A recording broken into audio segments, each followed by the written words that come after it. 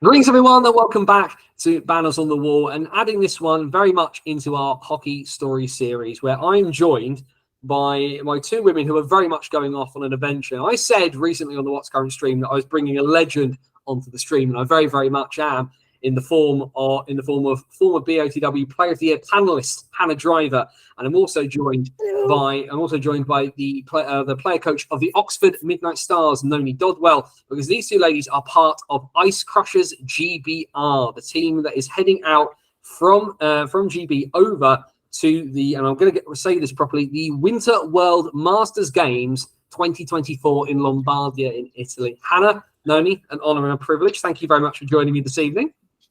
Thank you for having us. Yes, thank you. Now, obviously, a lot of people will be a bit unfamiliar with what this is, and I have to confess, for complete disclosure, Hannah and I have known each other for quite some time. Hannah is as I said, in Basingstoke hockey eyes, is a legend, has lived and died by the rink almost. And I first heard about this off of Hannah's Facebook, and we obviously got to talking, because the one thing we'd really love to do is BOTW for ages. We like our unusual stories. We like our different stories when it comes to hockey. And I looked at this and I thought, right, this is different.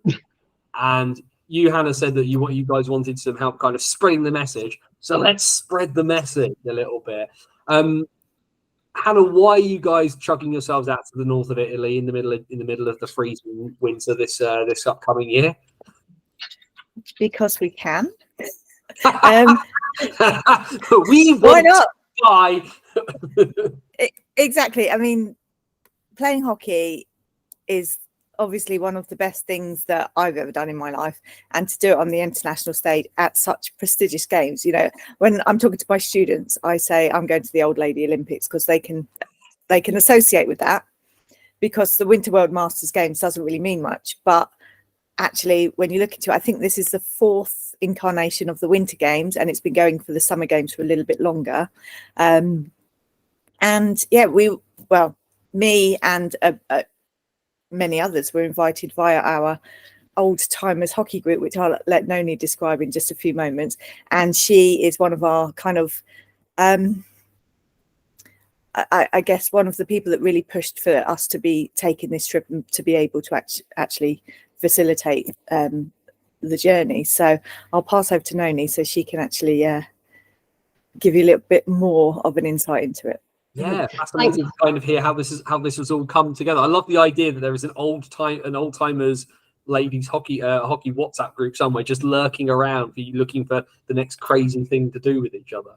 Yeah, that's pretty much how it was, actually. So actually, Hannah and I have played in the same team. So I played for Basingstoke for a season, actually. So, you know, there's a connectivity of women playing in the UK. But, you know, some people, you know, they have different family situations, or, you know, I hate to say it, but we get older, and in some cases it means you've got more responsibilities. You have to then give up sport or whatever.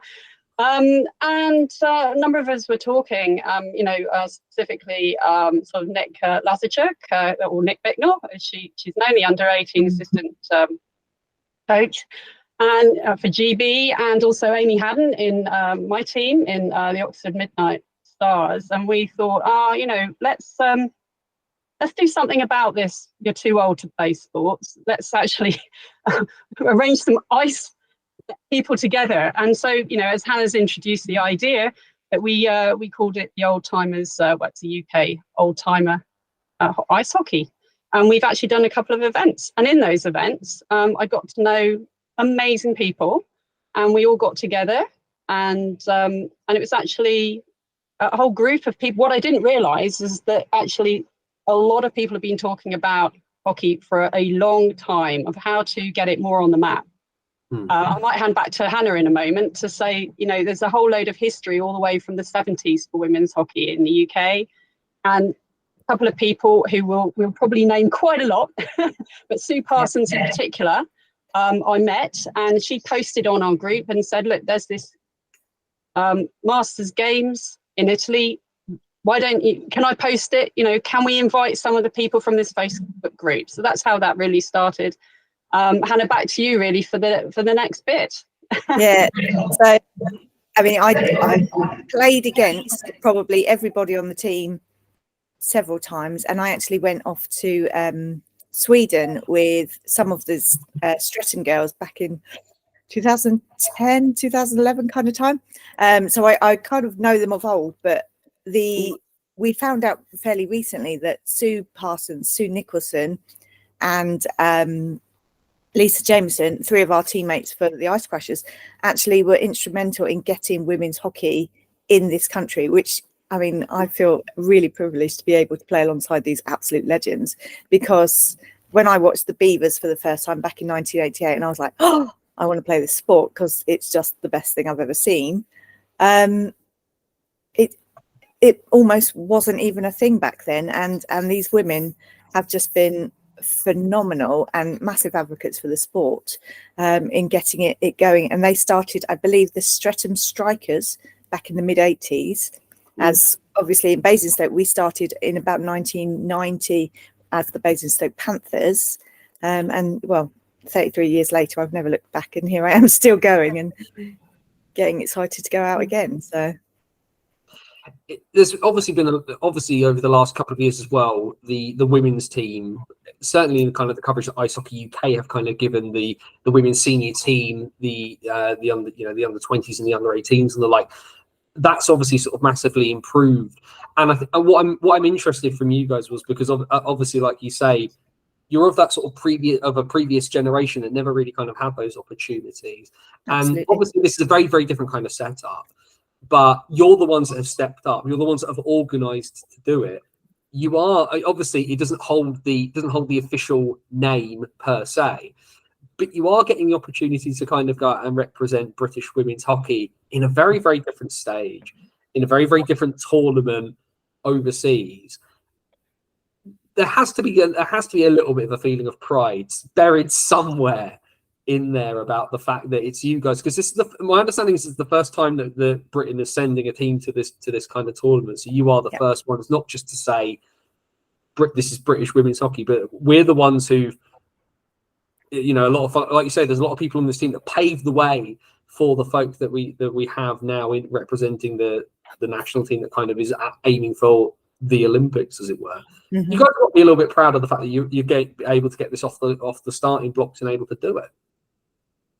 We are massively. It's such a privilege. I know we're not playing for Great Britain, but we are representatives of the British ice hockey system. We've got a couple of international players that play at Streatham and Slough, and then we've got Mariah, who is going to be our goalie.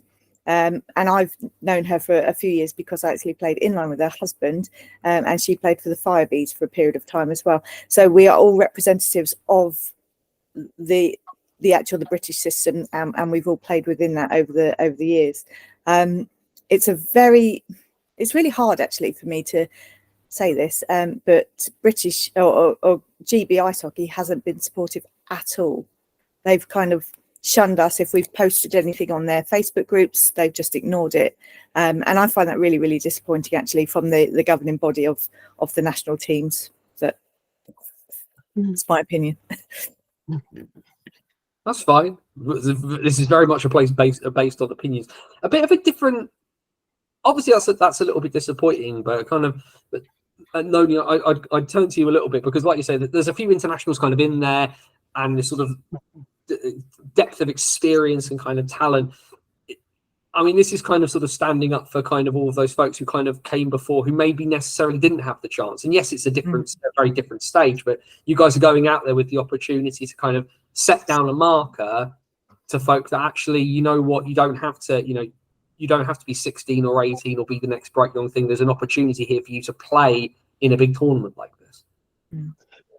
Yeah, I think, interesting. I started playing at the same time as Hannah in 1990. So we've been playing exactly the same time, which is a coincidence. She's way better than me. I'm also not going to tell you both how old I was in 1990, because I think you'll both end the call before we finish.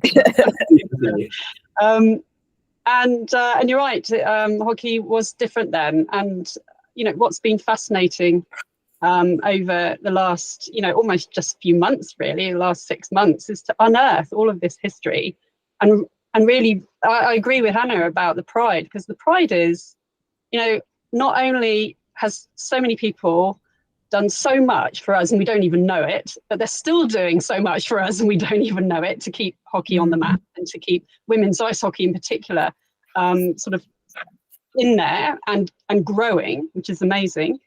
But the real sort of gem of this is that the age range is incredible of people still playing competitive hockey. So no longer is the, again, I'm going back to the age thing, because the key about this is the masters, and okay, what we're talking about here is people who have retired, but they don't want to give up their sport. So some of us have retired from sport and then come back, and others like Hannah and myself never stopped. Except for COVID times. Well, yeah, I mean, some of us didn't even stop that much then either. Well, actually. there is that too. But Depends on your rink, right? I think the thing to take note is that we ourselves then are paving for the future. So all these generations just build foundation on foundation, building and building. And so I'm excited to know what the future is. So yeah, we want to do this, not only for us now and for all the people before us, but also so that people who are playing now and that are young have got a future and a role model to go, actually, if I want to, I can keep playing when I'm older. Or if they don't want to, then they can coach or become staff on the team. And I think that's really, really important. If you really love something, you really want to do it, you shouldn't listen to people who say just give up. You may not be able to play as you used to, but there's loads of opportunities in the sport, and ice hockey in particular, whether it's on the ice or on the bench, coaching, supporting teams. It's just such a great sport, isn't it? And I think that's why, Anthony, you're doing this as well, because you want to tell people about the sport you love. That's all we're doing too. I've seen Anthony play once. That was at one of the All-Stars tournaments.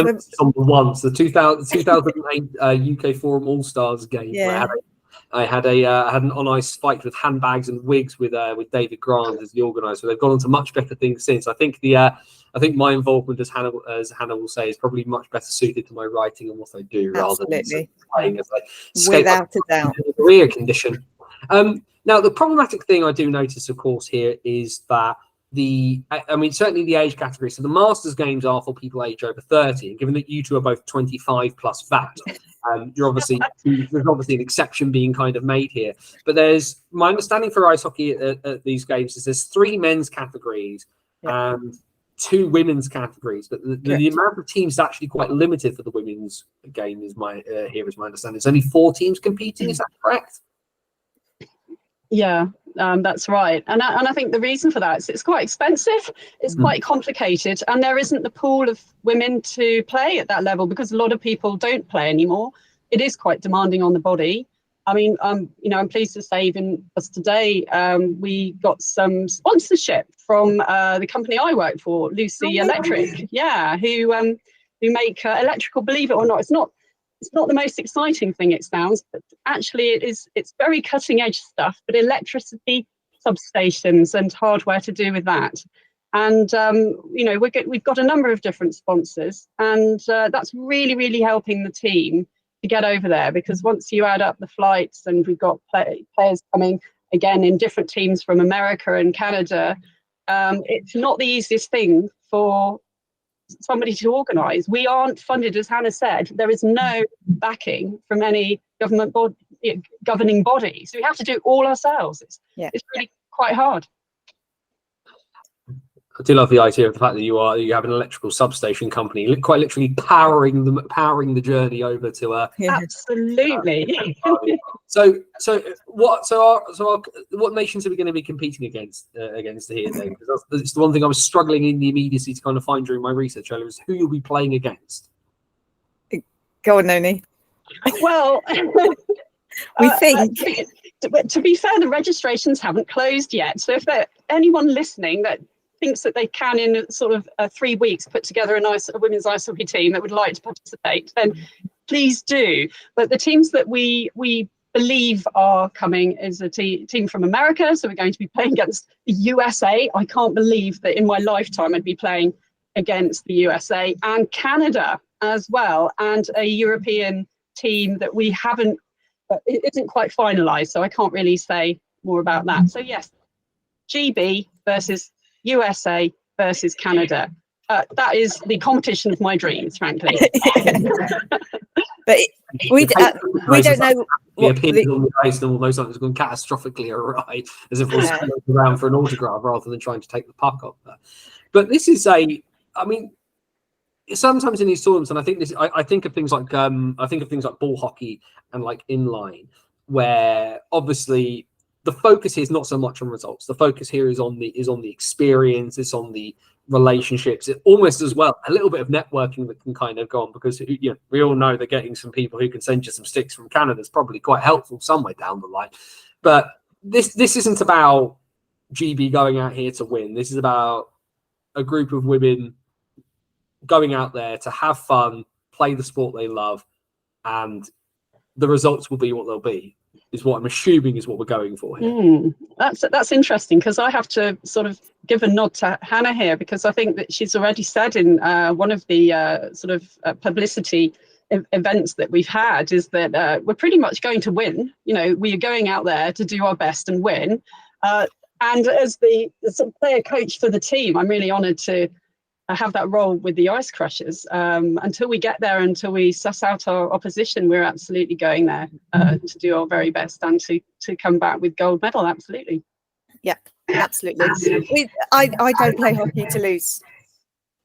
So every time I step on the ice, I'm in a game situation, I'm out there to win, regardless of whether I do or not. And I'm sure that I'll make lots of mistakes, as I do, but it is a team sport. We go out there and we're all out there for each other, which is amazing, because the bunch of women that we're taking are phenomenal, and we have got a huge range of experience. So Lorraine, that I play with at Solent, she's only been playing for a couple of years. Kelly, another Solent player, I think this is her first proper season. We've got a few that have only got 2 or 3 years of ice time experience, and then at the flip, at the other end, you've got people like Noni and I, and the Sues and Lisa, who've been playing on and off for over 40 years. So our minimum age is 44 in our tournament, in our team rather, and the tournament that we're playing in is for 40s and up, isn't it, Noni? Yeah, there's some under 40s and some over 40s, and we're in the over 40s category. Mm-hmm. I'll step slightly away just from the Ice Crushers, just to kind of get a bit of a feel of some of the people that they're kind of getting involved in this. Because of course we do have the two of you here. I'd be loath not to kind of ask a few sort of questions. Now, obviously, I've seen a few highlights on social media recently, Noni, because I noticed the City Stars, the men's team in NHL 1 South, have obviously made a point of kind of poking their heads above the parapet. I know some of the team have been down. You've had Carl Catling, I know, sort of get the cameras down a little bit. You were on the bench as well for the City Stars the other day, without your glasses, it should be noted. But take us, how are things going in Oxford this year for the Midnight Stars? Well, I'm really pleased to say that although I'm still the head coach for the Midnight Stars, and I might be missing a bit of training later. I don't know when this is airing, but we might be missing training. But I'm very pleased to say they won't miss me too much, because we've got a new coach joined us, Nikki Loveday, who is already making a fantastic difference to the team. It's always difficult having player coaches, because you're distracted from actually playing, and plus the fact nowadays the regulations are that you still need your team coach or former level 2 on the bench. So actually for some women's teams who don't have the depth of coaching as others, it takes players like me or my counterparts in other teams away from the ice. So to be honest, I am really looking forward to the rest of the season because they get to play a bit more. So thank you very much for all those coaches who sacrificed their time to help us play on the ice. So Midnight Stars are doing really, really well, actually. And, as Hannah said, we go out to win. I think all teams do that. But what I really like about women's hockey is there's a real community within. And when we go to other rinks, we play to win, we play hard, but then afterwards we'll be chatting and socializing. And there's, some people put on music and we end up dancing. It's not the same as other sports. And ice hockey's certainly the women's ice hockey, and I've seen obviously with the men's, with the City Stars, there's a huge community and really, really great feel. And I can't wait to see what that feels like on an international level. Although I can say I have been in 3 European Cup competitions over my time. So I know kind of what to expect, but this is a unique experience. So that's how Oxford's doing. Pretty good. Yeah, and having had the opportunity to go to Oxford a few times myself this year, I've had the opportunity to kind of sample a bit of what that's like, and it's a. I mean, for people who've not been to Oxford, there's no plexi at Oxford. It's got netting around the outside. It's a rink very much of the old school, but there's a really, really good feel around the around the place. Yeah. Albeit, I'm sure Shane Moore would probably like it if the City Stars could probably win a few more games. They probably need to take a leaf out of the Midnight Stars book, who I believe have won. Have you won your last 2 off the top of my head? Yes, we've got a winning streak of 2 at the moment. It really varies.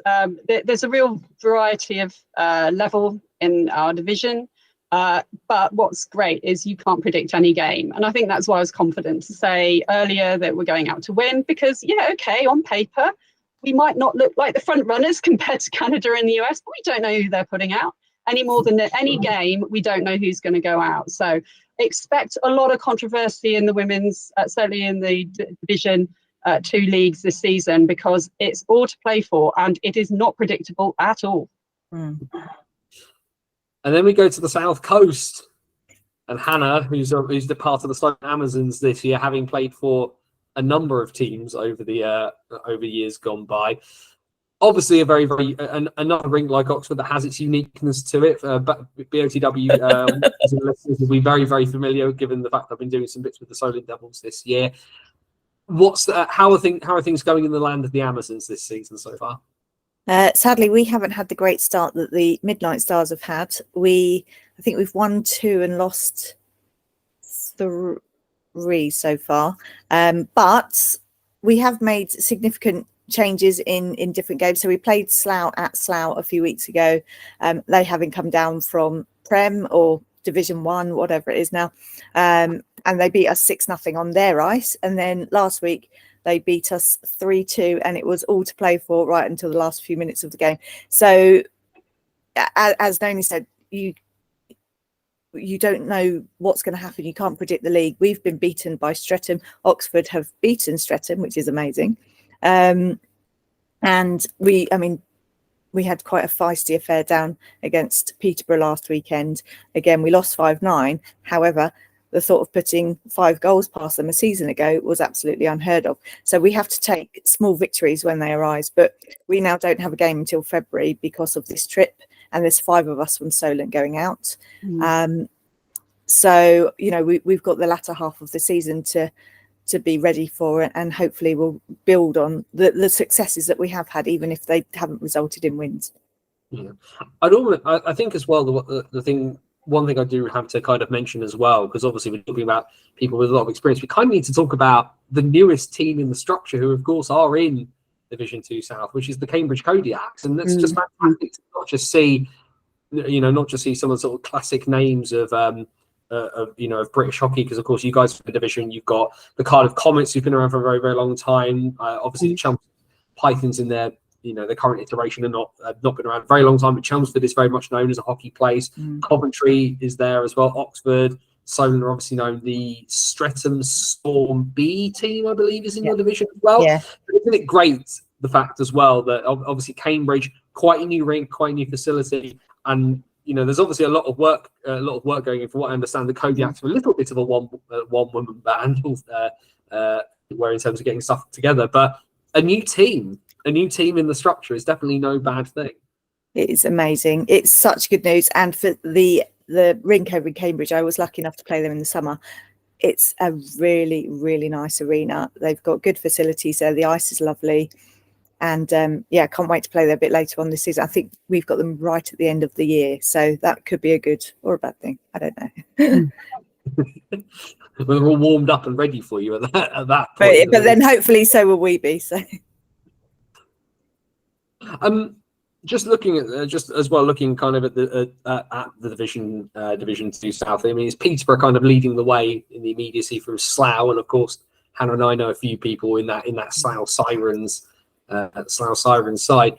Like you said, I mean, Noni, you mentioned that the league's very kind of sort of wide open. You don't know who's going to be on any given night, but is there a favourite in there? I mean, there's the person who will admit readily, I'm not super educated about women's hockey.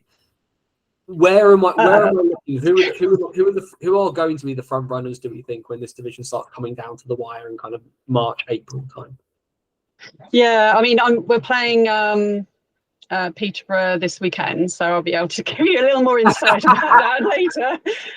Having seen Cambridge, I think they're very strong. It's probably between those two, to be honest. But I think, yes, Cardiff.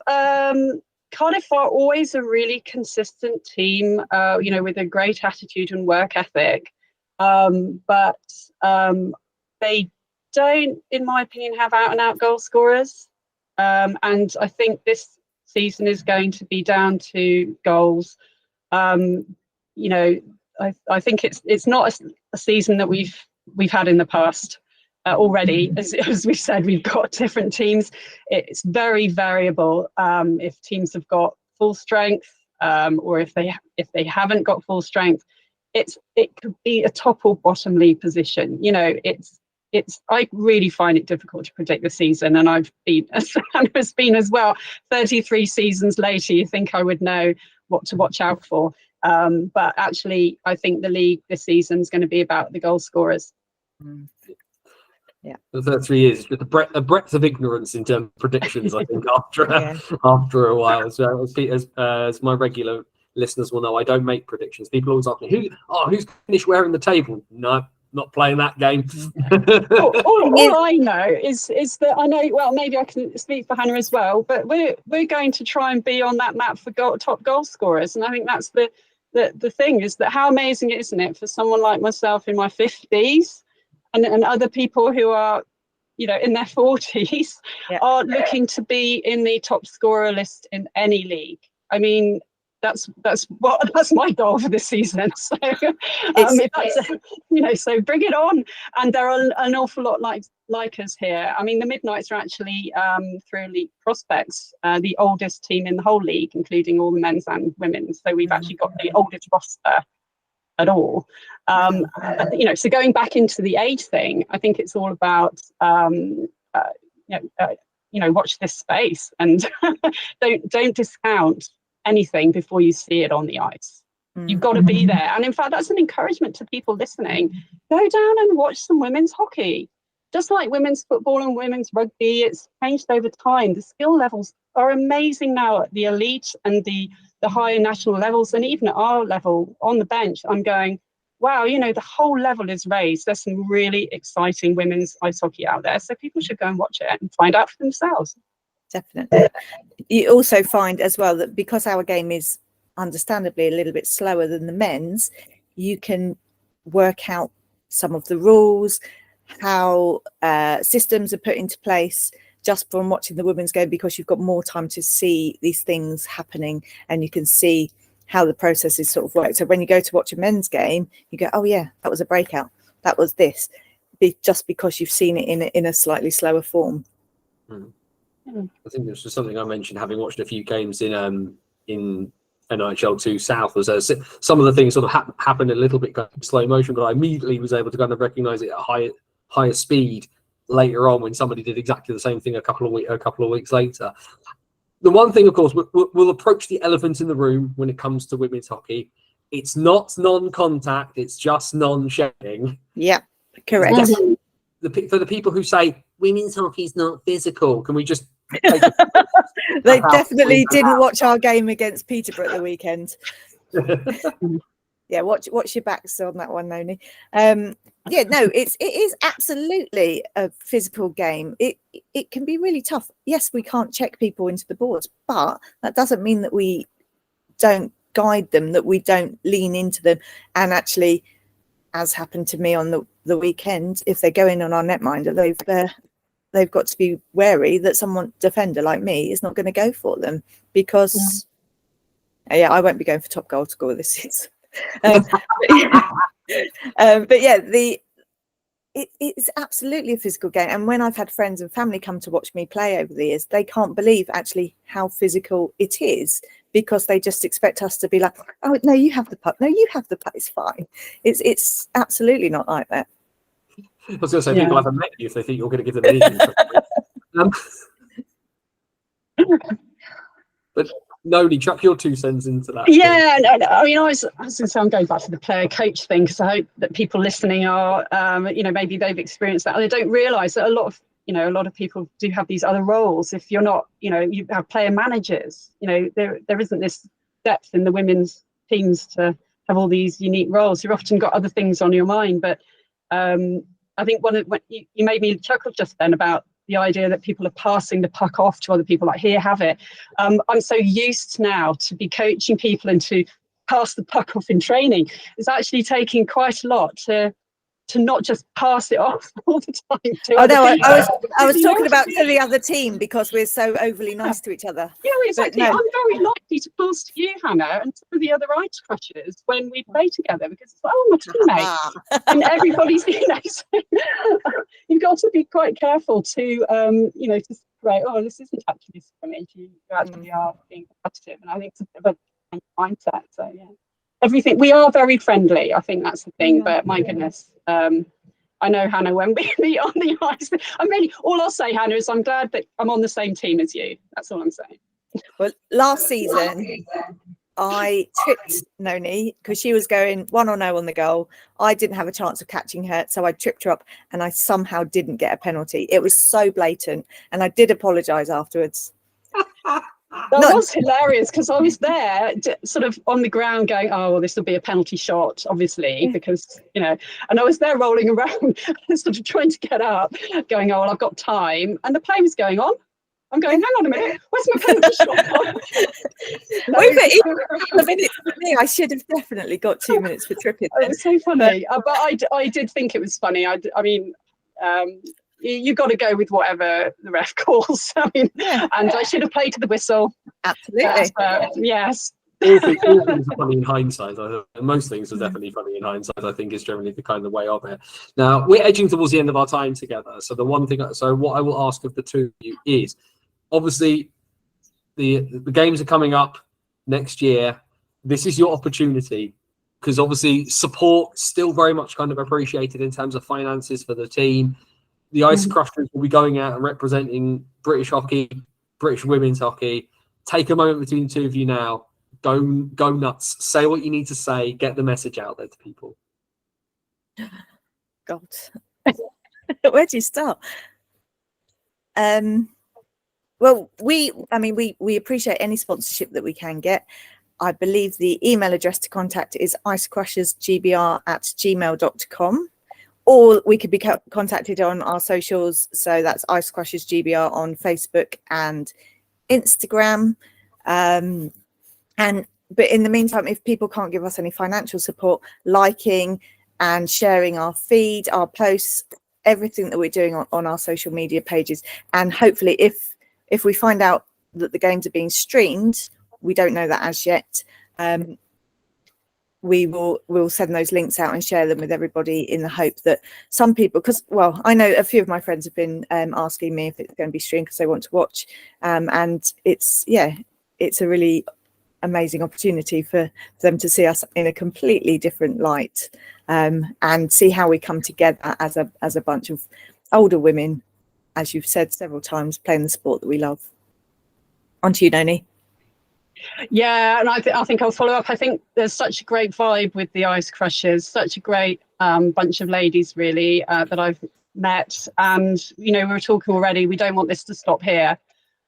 So if we can, just do shout out for any woman or anyone that feels that they would like to support the old timer ice hockey, or any event that is related to Ice Crushers in future, then please do get in touch as well, because I think this is just the start of something, not the end of something. This isn't Absolutely. an event. This is a cultural change, and it really can extend to other sports as well. Don't ever think that there's not a place for you in ice hockey, and certainly you're never too old to play sport. Definitely. That's one of our taglines. Never too old It to is the play tagline. sport. That is the main tagline. That's why I had to just throw it in there. So hashtag, you're never too old to play sport. It's But a long also, you're never hashtag. too old to participate, and it may not be play sport. It can be coach, ref. Just encourage people to play. That is all. It's just so much fun. I'm the very model of the lack of talent of ice hockey does not mean you cannot be involved in it in some way, shape, or form. Well, you are testimony to that, aren't you? So very much so. For anybody particularly interested, Noni and the Oxford Midnight Stars are taking on the Peterborough Phantoms women this coming Sunday in Peterborough. It is a 6:30 face-off at the ice rink in Bretton. I do not know whether you have to pay to get in, but if you do, go and support ice hockey in all of its forms wherever you find it. That is very much my credo in this day and age. All the best to the Ice Crushers GBR as they head out into Italy next year. Noni, Hannah, thank you very much for your time. thank you for having us. Thanks, Anthony. Appreciate it.